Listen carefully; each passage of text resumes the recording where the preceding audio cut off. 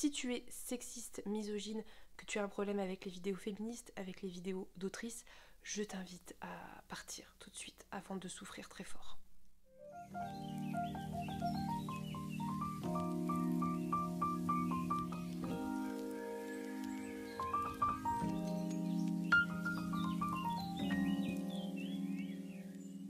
Salut à tous! Alors, on se retrouve aujourd'hui pour une vidéo un petit peu thématique puisque aujourd'hui, comme vous n'êtes pas sans le savoir je suppose, c'est la journée internationale du droit des femmes.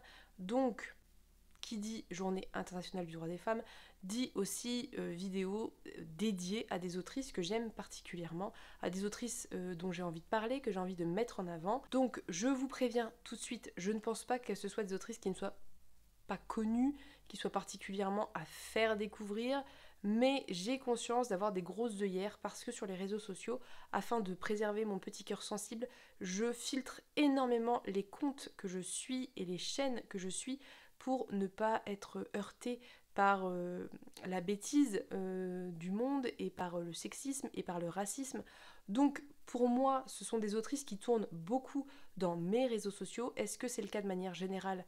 Je ne pense en fait peut-être pas, mais peu importe. Donc c'est parti, on y va. Alors j'ai dû faire une sélection, hein, vous imaginez bien que sinon ça aurait été très très long. Donc j'ai choisi 12 autrices je crois, qui soit m'ont marqué par le passé et me sont revenues assez spontanément, soit que j'ai lu très récemment et donc j'ai envie de reparler et que j'ai envie de remettre encore une fois à l'honneur. C'est une sélection, ça ne veut pas dire que c'est toutes les autrices que j'aime. J'en mettrai sûrement d'autres en barre d'infos si j'ai le temps, si j'y pense, ou à l'occasion, je referai peut-être une vidéo, par exemple une vidéo dédiée aux autrices classiques, parce qu'il y en a plein et qu'on ne les connaît pas et que c'est bien dommage. Là, on va plutôt être sur tout ce qui va être littérature de l'imaginaire, dans le sens SFFF plutôt, avec peut-être un petit peu de fantastique et un petit peu de jeunesse, mais voilà, on est quand même sur quelque chose de très ciblé, mais c'est vrai que c'est plutôt ce que je lis en ce moment, donc voilà. La première autrice, et vous n'en serez, je pense, pas du tout surpris ou surprise si vous suivez régulièrement mes vidéos, mais je ne peux pas ne pas en parler, c'est bien entendu Octavia Butler, très grande autrice à mon sens. Octavia Butler, c'est une femme qui est malheureusement décédée aujourd'hui, qui a écrit différents types d'ouvrages puisqu'elle a fait de la SF, elle a fait plutôt du fantastique, elle a fait du post-apo, enfin voilà, c'est une femme qui avait quand même pas mal d'idées, qui était dans plusieurs genres différents et qui surtout m'a beaucoup marqué. J'ai lu en premier lieu La parabole du semeur, j'en ai beaucoup parlé, qui est un post-apo, dystopie, qui est très violent, avec beaucoup de trigger warning, mais qui dépeint des choses tellement fortes et puissantes d'un point de vue social, écologique, etc., que je pense que c'est une lecture, si on s'en sent capable, qui vaut vraiment le coup. On va suivre un monde post-apo où, aux États-Unis, où en fait, eh bien, les personnes qui ont pu s'organiser se sont barricadées dans des quartiers de ville et survivent tant bien que mal. Et en fait, le gros de la population est à l'extérieur, livré à eux-mêmes, n'a plus de quoi survivre, hein, n'a plus de quoi se nourrir. L'eau coûte extrêmement cher, se déplacer c'est extrêmement compliqué. Évidemment, comme c'est aux États-Unis, il y a des armes à feu partout, avec ce que ça implique, tout ce côté, tous ces aspects post-apo très violents. On voit, il y a beaucoup de descriptions de choses violentes, il y a à peu près, je pense, tous les trigger warnings possibles et imaginables à tous les niveaux. C'est vraiment très dur à lire, mais je pense qu'elle n'a pas fait quelque chose de violent pour le plaisir de la violence. Je pense que vraiment il y a une véritable volonté de montrer, d'une part, les violences déjà existantes, parce que beaucoup existent déjà, hein, c'est pas inventé, c'est pas juste une invention parce que c'est la pré-fin du monde, pas du tout. Je pense que très concrètement, beaucoup de ces violences sont vécues par plein de gens, notamment plein de femmes et notamment plein de personnes racisées aux États-Unis. Donc je pense que c'est à dessein que c'est écrit comme ça. Et puis surtout, ça permet une réflexion sur les politiques actuelles, les politiques sociales et les politiques économiques et écologiques, et ce que ça donnerait si demain tout se casse la figure. Bref, je vais pas trop m'éterniser, j'en ai déjà beaucoup parlé. Sachez en tout cas, si vous vous sentez capable de lire quelque chose qui est très dur, que vraiment, à mon sens, c'est une lecture très importante et très intéressante. J'ai également lu assez récemment Lien de sang dans le cadre de l'Explora Livre organisé par Juliette et Pénélope, que j'aurais lu de toute façon hein, parce que ça m'intéressait, mais qui ça m'a permis de le sortir plus vite, je pense, que ce que je l'aurais fait sinon. Là, on est plutôt dans de... comment on pourrait dire plutôt fantasy, fantastique. Alors c'est un petit peu difficile à... C'est un peu difficile à cerner, mais toujours est-il que, encore une fois, c'est un roman qui est engagé puisqu'on va suivre Dana qui, à un moment donné, sans explication, sans être prévenue et sans aucune logique apparente, eh bien, disparaît de son salon et se retrouve au début du 19e siècle dans le sud des États-Unis pendant l'esclavage. Donc, étant une femme noire, ça va impliquer, vous imaginez bien, beaucoup de choses en termes de survie. Et voilà, je ne vais pas plus en parler, mais sachez que c'était vraiment pour moi une très bonne lecture. Alors, encore une fois, et tout comme dans la parabole du semeur, la narratrice est assez distante. Mais encore une fois, je pense que c'est à dessein. Après, on n'apprécie pas, c'est propre à chacun. Mais encore une fois, je pense que c'est à dessein qu'il y a cette distance qui est mise entre la narration et ce qui se passe et les faits. C'était vraiment une très très bonne lecture. C'était vraiment une très bonne lecture parce que ça permet de poser un regard actuel. Alors, ok, Dana, elle, son monde, c'est la fin des années 70, je crois, donc actuelle avec quelques années de retard pour nous, mais quand même du monde moderne sur l'esclavagisme et sur ce qu'il s'est passé aux États-Unis pendant très très longtemps en fait. Et ça pose des questions sur le racisme, ça pose des questions sur le pouvoir, ça pose des questions sur les hommes et leur rapport aux femmes, qu'elles soient noires ou blanches. Ça pose des questions sur vraiment plein d'aspects sociaux hyper importants, et notamment aux États-Unis. C'est vraiment une très bonne lecture. C'était très riche, ça se lit très bien, c'est très fluide, c'est violent, mais beaucoup moins que la parabole du sommeur, beaucoup plus accessible, je pense. La prochaine lecture que je vais faire d'Octavia Butler, c'est L'Aube, qui cette fois-ci est de la SF. Donc c'est de la SF dans l'espace. Je n'en sais pas grand-chose et je vous en reparlerai de toute façon très bientôt, mais j'ai très bon espoir que ça se lise encore une fois très bien et évidemment beaucoup aimé. Deuxième autrice, et on change totalement de genre, enfin presque totalement de genre, c'est Robin Hobb ou Megan Lindholm, puisqu'elle a deux pseudonymes. Je n'ai pas lu encore de livre sous le pseudonyme Megan Lindholm, mais j'ai lu la saga La première époque de l'assassin royal. J'ai également lu presque l'intégralité des Aventuriers de la mer, et je peux vous dire d'ores et déjà que j'ai adoré, ça m'a vraiment durablement marqué. Je pense que ça fait partie de ces ouvrages, notamment l'Assassin Royal, qui, une fois qu'on l'a lu, nourrit quelque chose en vous, nourrit un imaginaire en vous et reste en vous. J'ai l'impression, quand je lis des ouvrages plus récents que l'Assassin Royal de fantasy, que ils sont parfois nourris de cette saga. C'est le cas par exemple pour Capitale du Nord et Capitale du Sud, où moi j'ai eu l'impression vraiment que c'était nourri par Robin Hobb. J'ai cru comprendre que les auteurs apparemment disaient que pas spécialement, mais je sais pas, ou alors c'est moi qui vois ça partout, j'en sais rien, mais j'étais pas la seule à ressentir ça, donc je ne sais pas. Toujours est-il que c'était vraiment, en tout cas la première époque de l'Assassin Royal, assez incroyable. C'est des pavasses et des pavasses. C'est un nombre de pages incalculable, mais ça se lit tout seul, ça se lit bien. La psychologie des personnages est hyper intéressante. Bref, c'est vraiment un univers très riche, très intéressant, mais que je trouve très accessible malgré tout. Dans l'Assassin Royal, on suit le personnage de Fitz de sa plus tendre enfance, puisqu'au début il a 5 ans jusqu'à l'âge adulte, et ce n'est pas fini, puisqu'après il y a une deuxième époque. Et en fait, Fitz est le fils illégitime du futur monarque du royaume, qui s'appelle Chevalier, et qui eh bien, est ramené par son grand-père parce qu'apparemment sa famille maternelle ne peut plus l'entretenir, et donc il est amené un jour à la garde de Chevalier en lui disant bah, je rends le fils illégitime du prince et voilà, faites-en ce que vous en voulez en gros, hein, je n'en veux plus. Alors je dis ça comme ça, mais je sais pas si vraiment c'est parce que, enfin c'est pas précisé en tout cas jusqu'à présent de ce que j'en ai lu, si vraiment c'est on s'en débarrasse ou si vraiment il y a un problème plus profond avec ça, mais bon, peu importe. Toujours est-il que Fitz grandit à la cour royale, auprès de la famille royale, mais est un petit peu caché parce que c'est un enfant illégitime et que c'est jamais très bien vu, d'autant que Chevalier est connu pour son sérieux, son respect des règles, etc. et que c'est d'autant plus étonnant.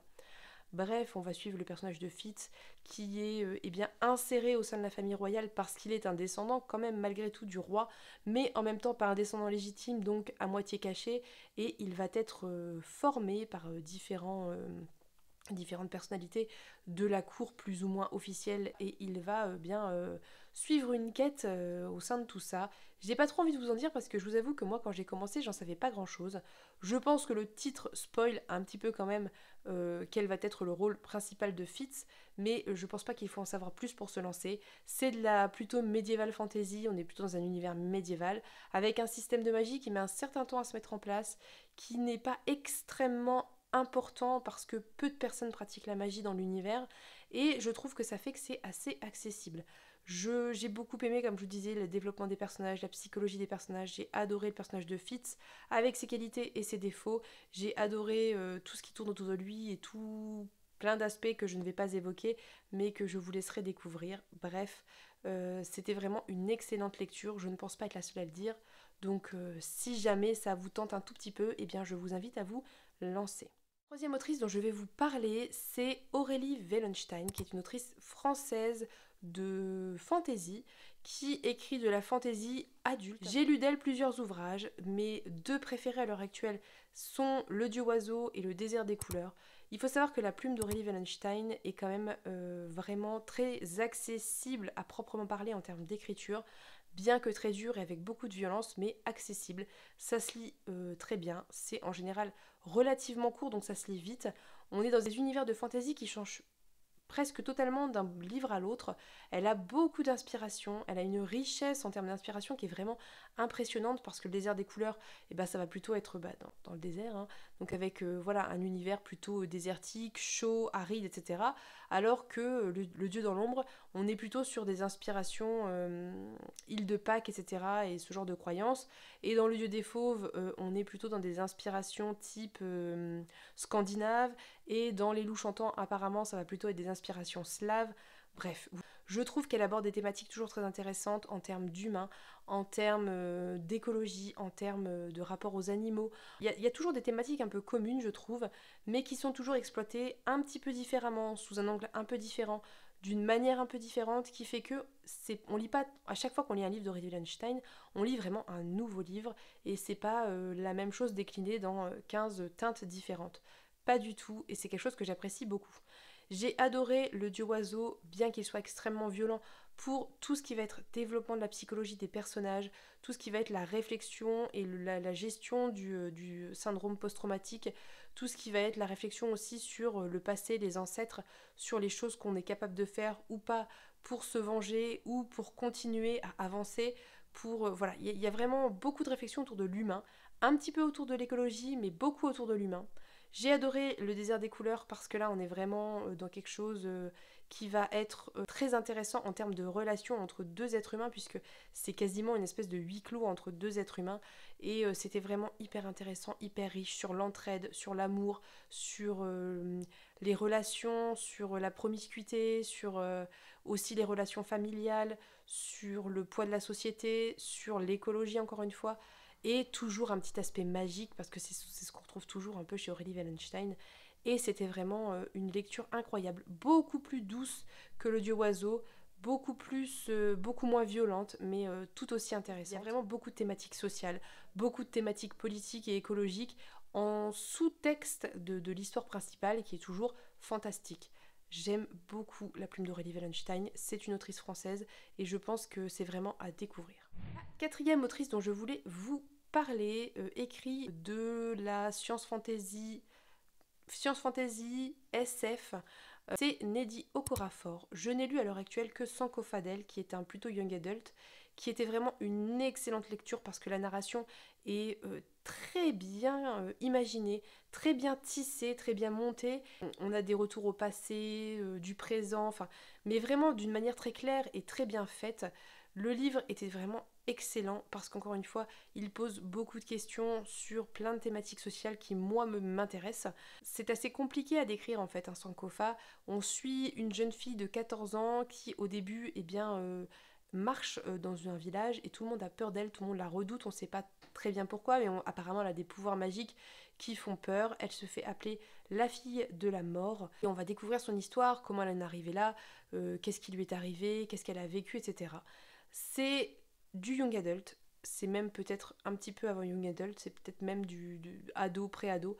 Donc il n'y a pas franchement de violence décrite, il n'y a pas franchement de trigger warning, mais c'est un peu toujours en sous-texte, parce qu'il y a quand même de la violence, mais ça va pas être extrêmement décrit et développé. Il y a ce que vous comprenez vous en tant que lecteur expérimenté et qui n'est pas dit et qui n'a pas besoin de l'être. C'était vraiment très intéressant, d'autant que ça se passe dans... Je crois de mémoire que ça se passe au Ghana, mais je peux dire une bêtise, donc je rectifierai si c'est pas le cas. Et donc on change totalement d'univers, on n'est plus dans l'univers médiéval occidental ou occidental tout court, et c'est très bien, ça change. Il y a beaucoup de questions qui sont posées aussi d'un point de vue social sur le rapport qu'ont les noirs aux critères de beauté blancs, aux critères de beauté occidentaux, aux critères de beauté américains notamment. Et vraiment, vous voyez, il y a beaucoup de questionnements, mais qui sont effleurés et qui permettent une réflexion sans être forcément hyper approfondie, parce que c'est pas franchement le thème de l'histoire. Mais bref, j'ai adoré.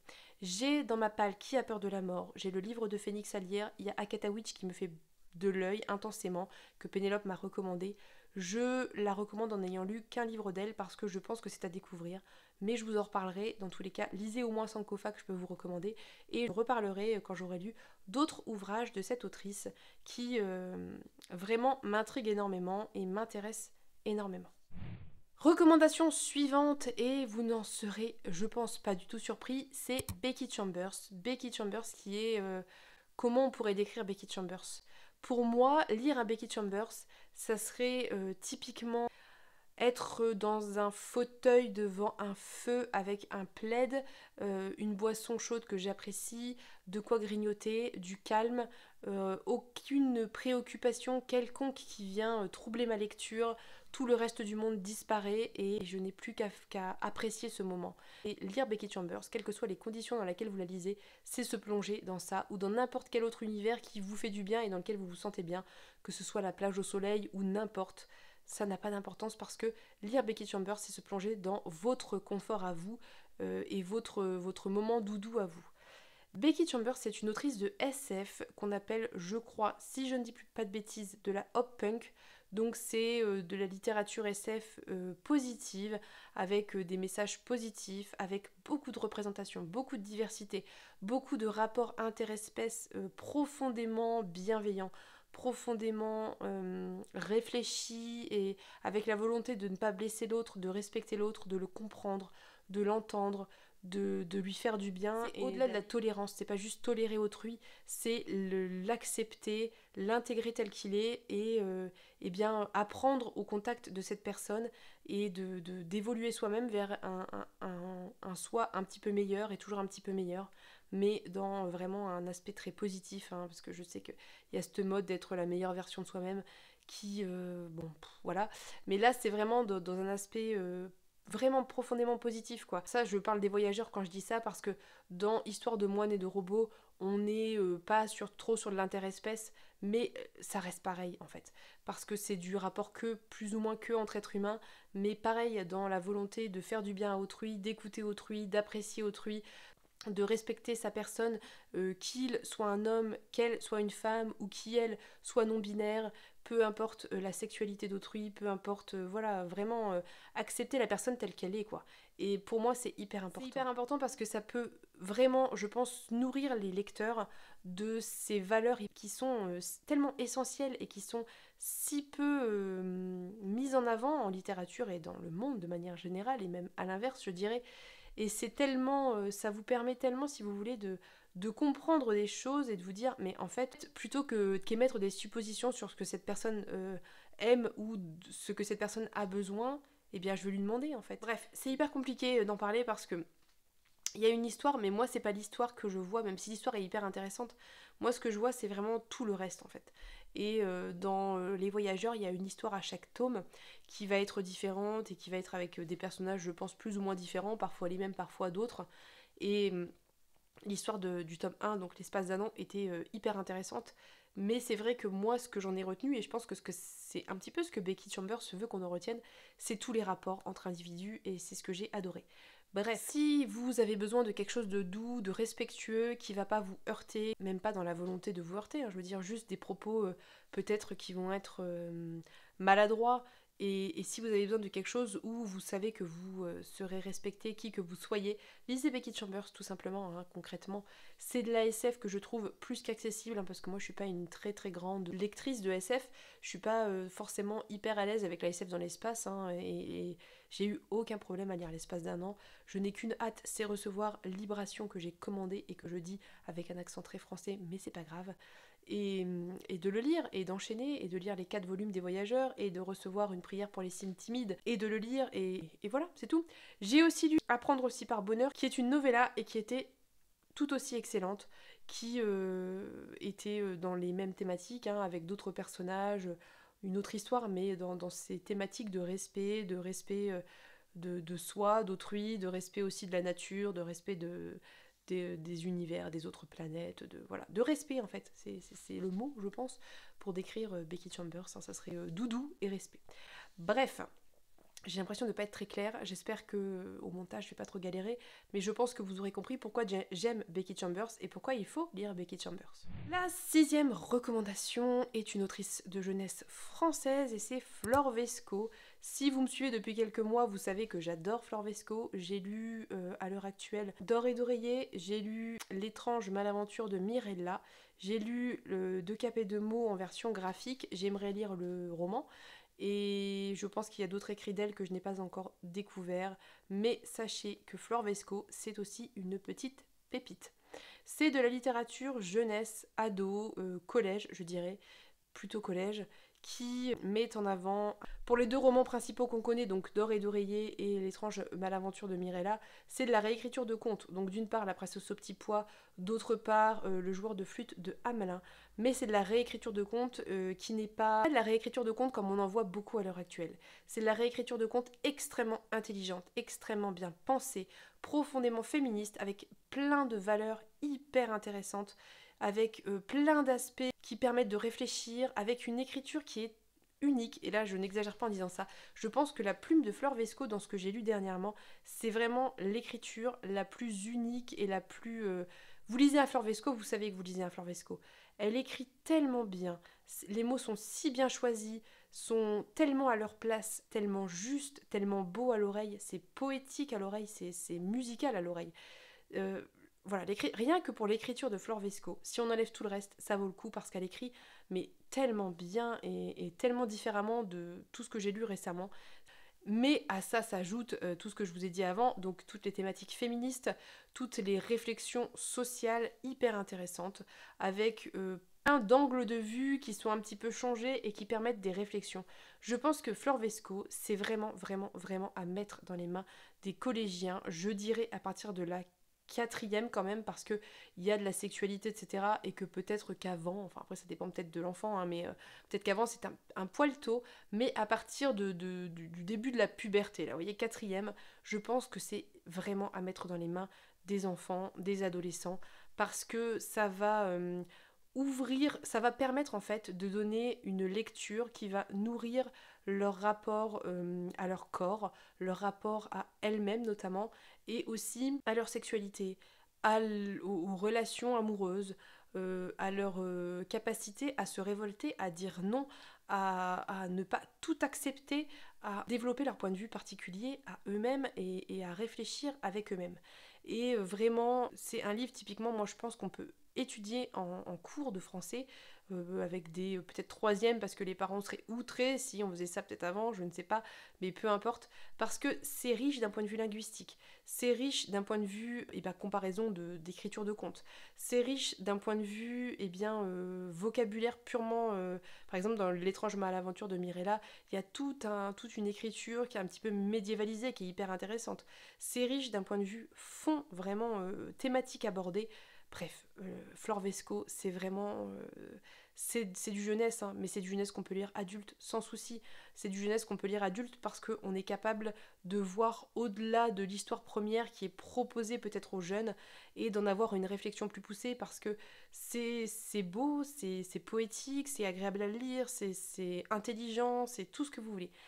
Bref, je vais pas plus m'étendre. Lisez Flore Vesco, relisez Flore Vesco, faites lire Flore Vesco aux ados pubères de votre entourage ou au début de puberté de votre entourage. Voilà, découvrez Flore Vesco tout simplement, je ne peux pas le dire autrement. Autrice suivante, et sans surprise, c'est Daphné du Maurier. Daphné du Maurier, c'est une autrice plutôt classique. Il y a quand même un peu de fantastique, ou parfois dans certains de ses ouvrages, ou alors pas franchement développé, mais vous voyez, c'est un petit peu en tension, comme ça en dessous. C'est vraiment une autrice que j'aime beaucoup. C'est une autrice qui eh bien, est un petit peu une rebelle de son époque, je pense, et qui a une écriture assez incroyable. Elle a une capacité à écrire le suspense, à créer des tensions, à créer des tensions sans dire les choses. En fait, c'est ça que j'aime, et typiquement dans l'horreur aussi, hein, c'est que tout le génie de l'autrice, c'est de créer des suspens, créer des tensions, créer des histoires et créer du fantastique sans l'écrire. C'est-à-dire que c'est en négatif. Elle n'a pas besoin de mettre des mots sur les choses, et même au contraire, elle contourne les choses et elle ne les dit pas, et c'est beaucoup de non-dits qui font que on est dans une ambiance. En fait, c'est ça. Daphné du Maurier, c'est l'écriture de l'ambiance. J'aime beaucoup les romans, il y a une forte ambiance. Je trouve que l'histoire peut être un peu légère. Si l'ambiance est très riche et très bien faite, ça peut se suffire en soi. Et Daphné du Maurier a le génie d'écrire une histoire qui est bien faite, bien construite, avec une ambiance qui est vraiment incroyable. J'ai lu à l'heure actuelle Ma cousine Rachel, j'ai lu Les oiseaux, donc qui a inspiré le Hitchcock, et j'ai lu celui dont je ne me rappelle jamais le nom, qui est... C'est une histoire de famille, je vous remettrai la couverture. Bref, que j'ai adoré ce dernier ouvrage qui est, je pense, peut-être un des moins connus et qui était vraiment incroyable. Soit.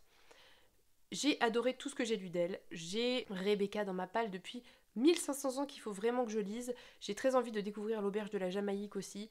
Je ne vais pas vous résumer chacun des ouvrages parce que là, je filme depuis longtemps et que je sens que je suis en train de m'étendre et que ça ne va jamais se terminer.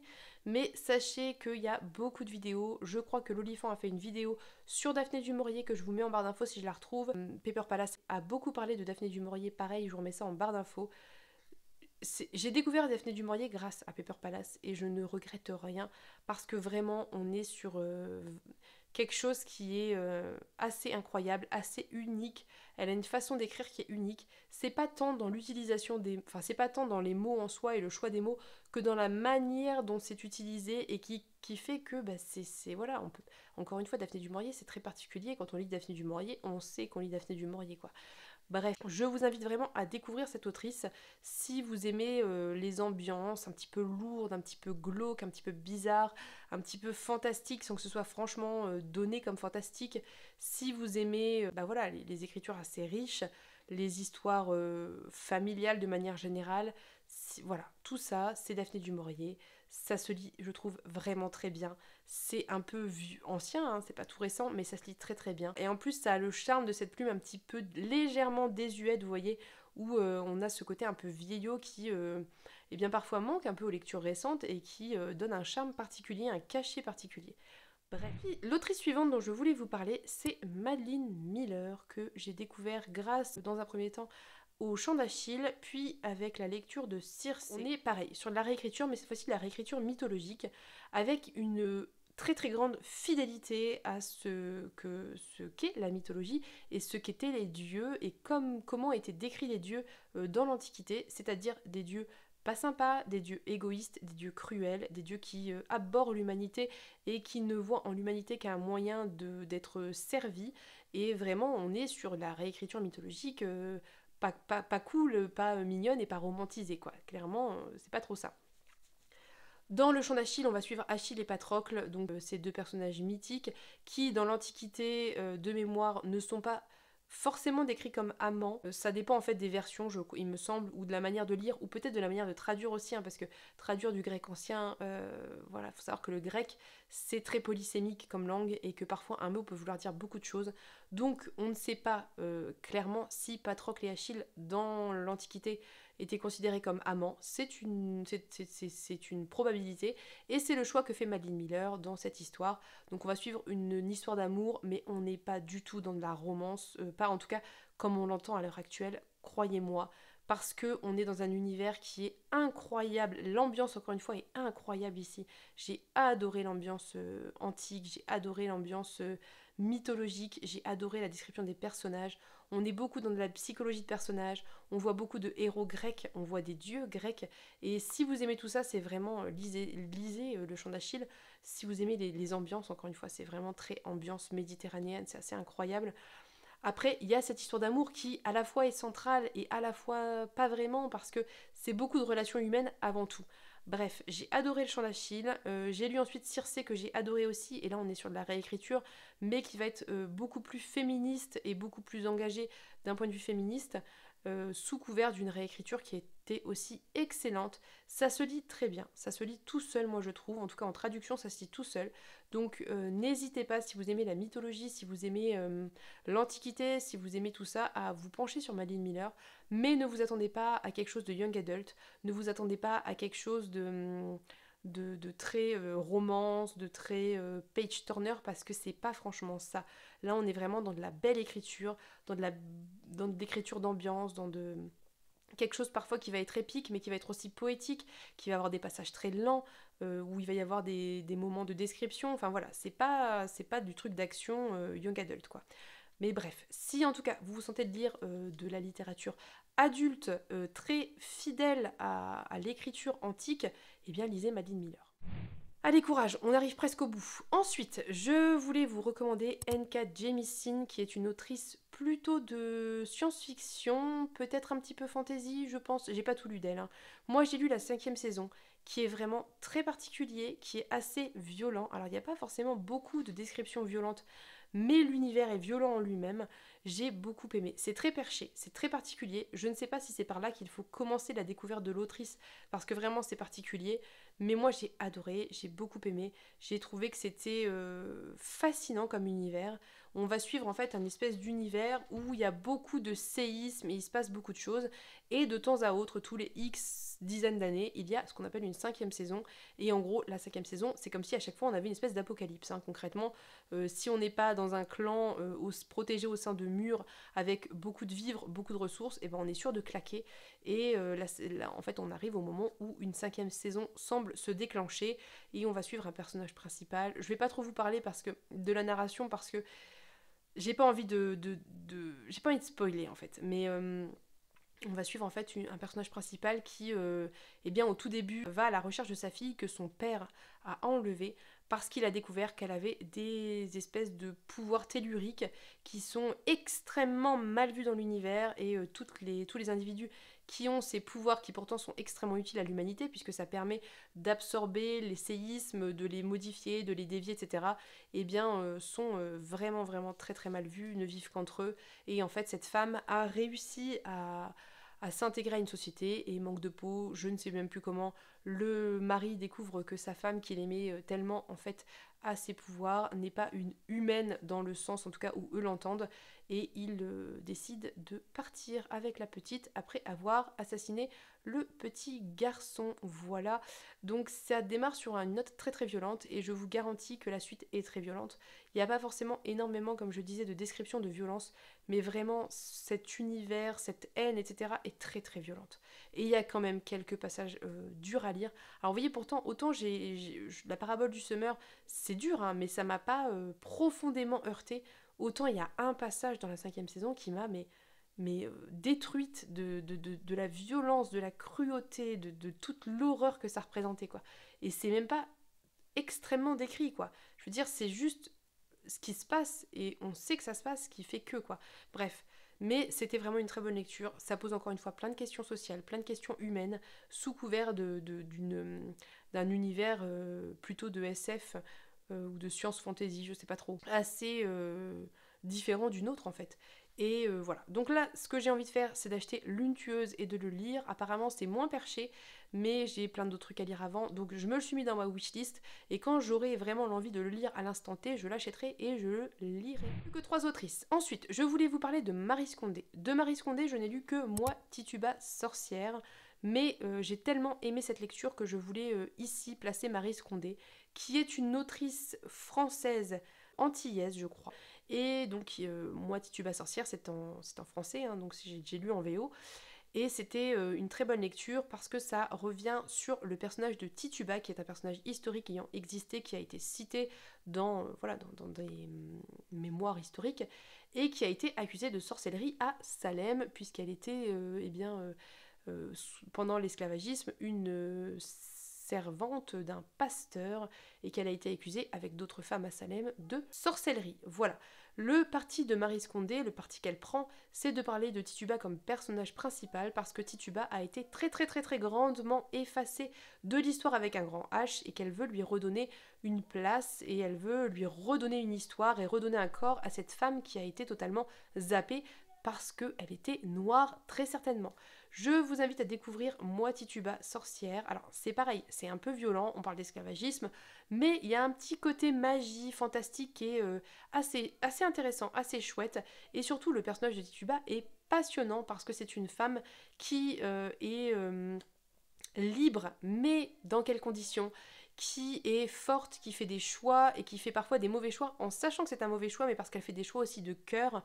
Et il y a vraiment un développement du personnage de Tituba qui est fascinant, qui est passionnant, qui est incroyable. Il y a aussi ce background historique de Salem, des révoltes des Noirs dans les champs, etc. Il y a vraiment aussi un background historique qui est assez intéressant. Bref, je vous invite vraiment à découvrir Moi Tituba sorcière si ça vous tente. On n'est pas purement dans de la fantaisie ou du fantastique, mais il y a quand même un petit aspect fantastique qui n'est pas à négliger. Allez, on passe à l'avant-dernière parce que j'ai le petit qui est réveillé et qu'il faut vraiment que j'accélère. L'autrice suivante dont je voulais vous parler, c'est Nivo, donc qui a écrit L'impératrice du sel et de la fortune dont je vous ai parlé assez récemment. Pourquoi ? Parce que bien que je n'ai lu que ce petit ouvrage d'elle, j'ai adoré l'ambiance et j'ai beaucoup aimé l'écriture. Je pense que c'est une autrice à suivre et c'est pour ça que je voulais la mentionner. J'ajouterai au fait que son écriture est vraiment pareil en termes d'ambiance assez incroyable. Elle propose des personnages qui ne sont pas forcément binaires, qui ne sont pas forcément hétérosexuels, donc on est quand même dans un univers avec une diversité assez intéressante. En plus, chose que j'ai beaucoup aimé, c'est qu'on est aussi dans un univers un peu différent puisqu'on est dans un aspect un petit peu inspiration Chine impériale, ce qui est assez différent de ce qu'on peut lire de manière générale. Donc tous ces éléments font que j'ai beaucoup aimé cette lecture et que je vous invite à découvrir. Franchement, c'est très accessible, ça se lit très bien, c'est court, ça se lit vite, il n'y a pas de trigger particulier de mémoire, mais je peux me tromper, attention. Et en plus, on est pareil sur une écriture quand même qui est assez finalement engagée, hein, puisqu'on va suivre l'histoire de femmes qui essayent de survivre dans un monde masculin, dont notamment l'impératrice du sel et de la fortune. Voilà, on est dans quelque chose d'engagé, avec de la diversité, avec de la représentation, avec en même temps quelque chose d'assez doux, parce que vous voyez, il y avait c'était composé de deux récits, donc il y avait le récit de Lapin, que Lapin fait à Chi, et de l'impératrice du sel et de la fortune, donc on suit un petit peu deux histoires, donc présent et passé, et tout ce qui était au présent, c'était très doux, c'était très cocon, c'était... voilà, je vous disais, ça me faisait penser un petit peu à un psaume pour les recyclés sauvages de Becky Chambers, et tout ce qui était dans le passé, c'était beaucoup plus puissant, beaucoup plus fort, beaucoup plus dur, et en même temps profondément intéressant. Voilà, tous ces éléments font que je trouve que c'est, je pense, une autrice à suivre et à découvrir. J'ai vraiment hâte d'avoir le volume suivant. Je crois que la saga comporte 4 volumes, donc le suivant, je sais plus, c'est avec un tigre, je vous remettrai la couverture ici, si jamais. Donc voilà, ça c'est une recommandation, j'ai pas beaucoup lu d'elle, mais je pense qu'il faut suivre. Et enfin, voici venu le moment de ma dernière recommandation, et c'est River Solomon, qui a écrit divers ouvrages. Moi, j'ai lu Les Abysses, voilà, qui a écrit Les Abysses, que j'ai lu, que j'ai vraiment beaucoup aimé, bien que c'était un peu court, j'aurais aimé en avoir plus, mais en même temps, je trouve que c'était très bien fait, c'est purement, vous voyez, c'est pas que c'est mal fait, du coup c'est court et on n'a pas assez, c'est plutôt ma curiosité de lectrice qui a été titillée, un peu frustrée quoi. J'ai d'autres livres d'IL dans ma palle à lire et j'ai très envie de les découvrir. Je me suis permis de mettre River Solomon dans recommandations autrices, bien qu'elle soit non binaire, parce que pour moi, en fait, quand je dis autrice, c'est tout ce qui va être recommandation d'auteurice, en fait, finalement, mais qui ne sont pas des hommes cisgenres en fait, tout simplement. Voilà, donc je me permets de mettre River Solomon ici, je referme la parenthèse, hein, ne soyez pas heurtés parce qu'elle n'est pas une femme et qu'elle est non-binaire, voilà, je précise. River Solomon, c'était vraiment une très bonne découverte, et j'ai très envie de découvrir les autres ouvrages de cette auteurice, et voilà, de continuer ma découverte. Je voulais en parler ici, bien que j'ai lu, encore une fois, qu'un ouvrage d'I.L. Pourquoi? Parce que je pense que c'est à découvrir. On est sur des thématiques qui sont quand même assez importantes, avec tout cet aspect, comment dire, de la mémoire ancestrale, de la mémoire de la communauté et de la mémoire individuelle, la confrontation entre l'individu et la communauté. Encore une fois, sur des thématiques sociales hyper importantes, hein, donc l'esclavagisme, le fait d'être noir et le racisme, aux États-Unis plutôt, je pense. Donc voilà, c'est des thématiques engagées, des thématiques sociales et des thématiques politiques qui, moi, m'intéressent énormément. Je pense encore une fois, comme je le disais tout à l'heure, que c'est nécessaire pour moi qui ne suis pas concernée de lire des ouvrages écrits par des personnes concernées pour un petit peu m'instruire en fait et m'intéresser à leur cause et à leur combat, tout simplement. Voilà, je vais pas plus en parler, bien que j'aimerais, mais comme j'en ai déjà parlé, je vous remets ça en barre d'infos. Là, il est plus que temps que je vous laisse parce que la vidéo dure 1000 ans et que je vais devoir la monter et que, comme vous pouvez le voir au tremblement de l'appareil, l'enfant a décidé qu'il était temps que je m'arrête. Donc, j'espère que cette vidéo vous a plu, j'espère qu'elle vous a intéressé.